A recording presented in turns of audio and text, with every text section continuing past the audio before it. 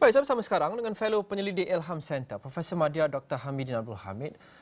Prof, kurang lebih setahun selepas Datuk Seri Ismail Sabri Yaakob menjadi Perdana Menteri Malaysia, ramai yang actually memberikan kredit kepada Datuk Seri Ismail Sabri antara lain kerana berjaya mencapai kestabilan politik sejak beberapa bulan, malah sejak setahun yang lepas.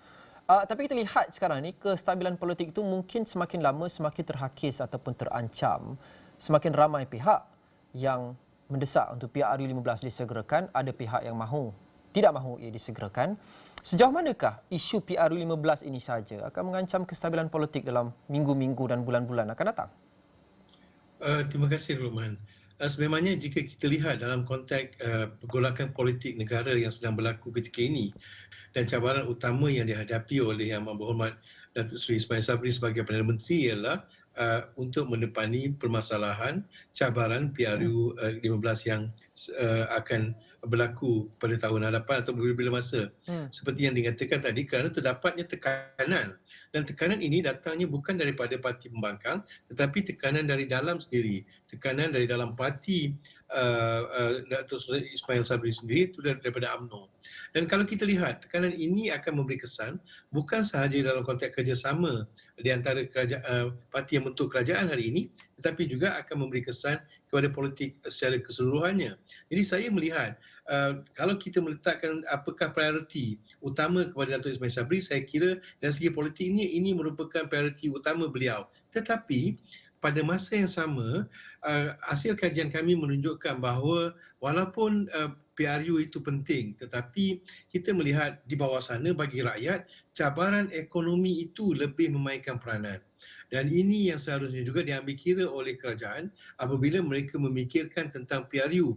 Kesiapsiagaan pemikiran rakyat untuk berdepan dengan PRU juga harus diambil kira dia, dan ianya tidak semestinya hanya menurut ataupun menerima tekanan daripada parti politik semata-mata. Ya. Saya kira rakyat juga harus diambil kira, dan setakat ini kita melihat bahawa rakyat lebih memikirkan tentang persoalan ekonomi, kehidupan mereka yang baru saja keluar daripada pandemik dan bagaimana mereka hendak meneruskan kehidupan dalam keadaan semasa ketika ini. Ya, sudah tentu jelas sekali kita ada banyak isu yang lebih penting yang perlu kita beri tumpuan dan perhatian sebelum berfikir berkenaan dengan bila parlimen mahu dibubarkan dan sebagainya. Malah Perdana Menteri sendiri dalam temu bersama dengan kami semalam mengatakan bahawa fokus isu rakyat terlebih dahulu, selesaikan terlebih dahulu, baru kita nak bincang berkenaan dengan membubarkan parlimen dan PRU15. Tapi kerajaan pendiriannya tetap, Perdana Menteri juga pendirian tetap. Utamakan isu rakyat dahulu sebelum kita bincang PRU.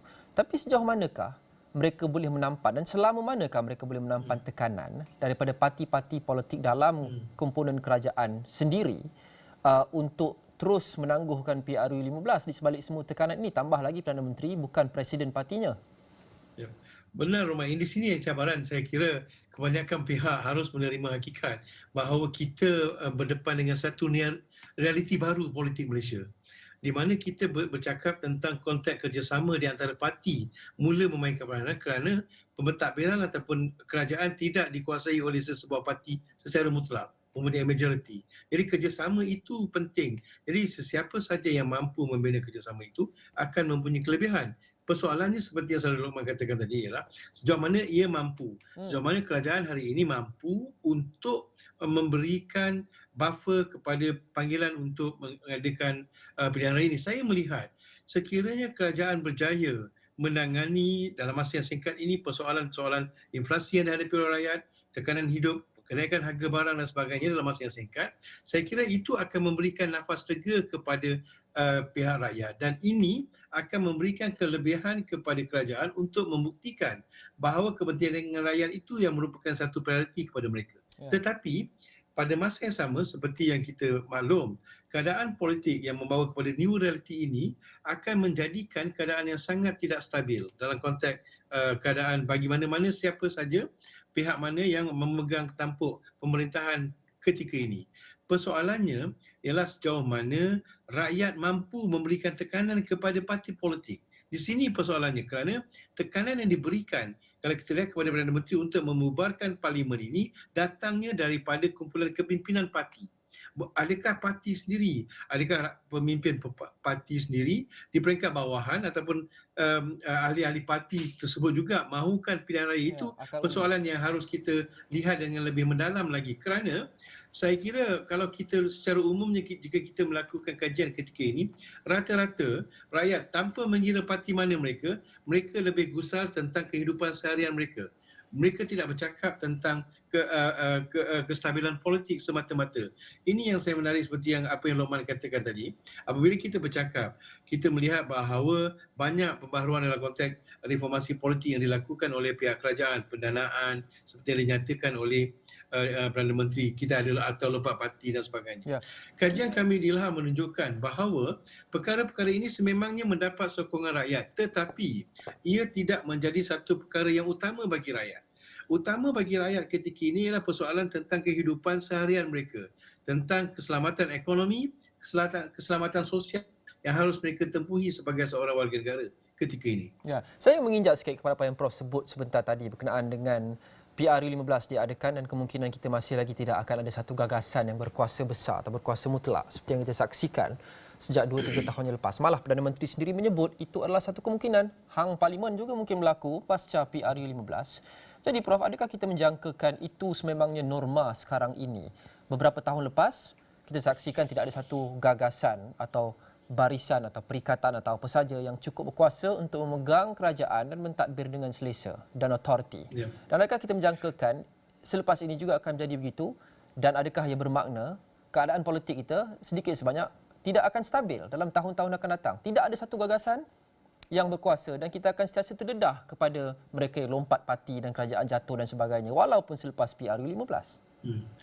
Terima kasih Mas. Di sini yang saya selalu kata dan ramai penganalisa saya kira bersependapat dengan saya apabila kita mengatakan bahawa inilah realiti baru politik Malaysia di mana kita melihat di mana tidak berlaku lagi sebuah parti yang boleh menguasai even untuk mendapatkan majoriti mudah. 1112 itu sendiri sukar bagi sebuah parti koalisi untuk mendapatkan majoriti itu dengan jelas buat masa ini.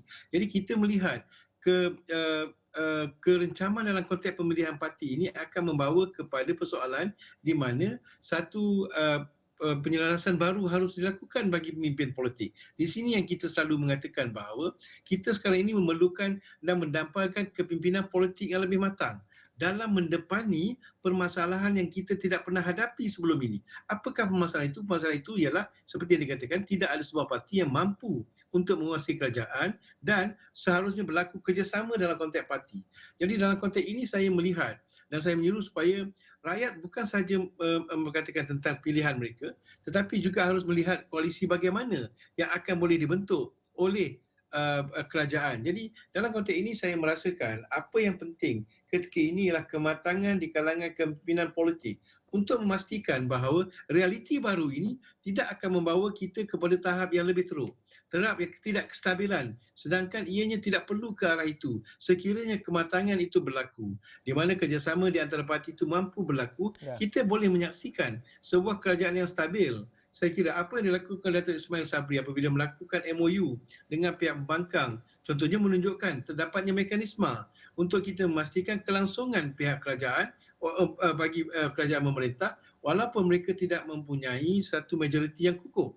Jadi dalam konteks itu apabila PRU ke-15 diadakan, sekiranya tidak terdapat parti yang akan memerintah secara mutlak dan ini bagi kebanyakan penganalisa melihat merupakan sesuatu senario yang mungkin kemungkinan besar akan berlaku di Malaysia. Dan itu yang kita lihat yang akan berdepan pada masa akan datang. Tapi ada setengah negara yang semakin kuat ataupun kekal kuat dan stabil dengan kerajaan yang tidak berkuasa mutlak, mereka mampu mencapai kompromi. Kompromi dan tolak ansur itu juga penting untuk apa-apa saja kerajaan yang berkuasa pada ketika itu, any government of the day, agar mendapat kerjasama dan baik daripada pembangkang. Akhir sekali Prof, apa pun kita lihat sekarang, masing-masing sudah mula menggembling jentera parti, Pakatan Harapan juga sudah menggembling jentera parti, Barisan Nasional sudah buat demikian.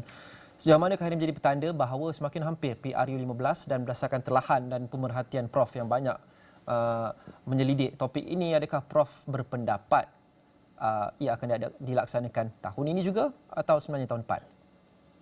Saya melihat seperti yang saya katakan sebelum ini bahawa PRU kali ini ditentukan oleh kepimpinan UMNO. Walaupun Perdana Menteri merupakan sebahagian dari sejauh mana UMNO ataupun Perdana Menteri berjaya mengekang tekanan yang dilakukan oleh UMNO terhadap kerajaan. Tetapi pada masa yang sama, saya melihat bagi pihak kerajaan, mereka tidak seharusnya terburu-buru dan mereka dilihat dalam konteks itu bahawa kita melihat kerajaan masih lagi mencari formula yang terbaik untuk membina satu keadaan ataupun mood pilihan raya yang akan memberikan kelebihan kepada rakyat. Saya kira buat masa ini sememangnya dalam konteks politik ia memberikan kelebihan kepada setengah parti, tetapi pada masa yang sama saya melihat sekiranya masa diberikan lebih, saya merasakan satu pertandingan yang lebih sihat boleh berlaku dalam konteks demokrasi di Malaysia. Dan saya menjangkakan, oleh itu Lokman, saya tidak menjangkakan pilihan raya akan dilakukan dalam masa yang terdekat ini. Satu lagi Prof, sebelum kita berpisah, yang saya ingin faham kerana Barisan Nasional merasakan bahawa sentimen berpihak kepada mereka, justru mereka mahu PRU diadakan sekarang. Tetapi isu-isu yang dekat dengan hati rakyat dan menyebabkan ramai rakyat tidak puas hati seperti kenaikan kos hari hidup, harga barang naik dan sebagainya berlaku dalam sewaktu pentadbiran kerajaan sekarang. Perikatan Nasional dan Barisan Nasional, malah Perdana Menteri dari Barisan Nasional. Jadi bagaimana kita rationalize, bagaimana persepsi terhadap Barisan Nasional itu baik sedangkan semua isu-isu yang negatif sekarang berlaku di bawah pemerintahan Barisan Nasional?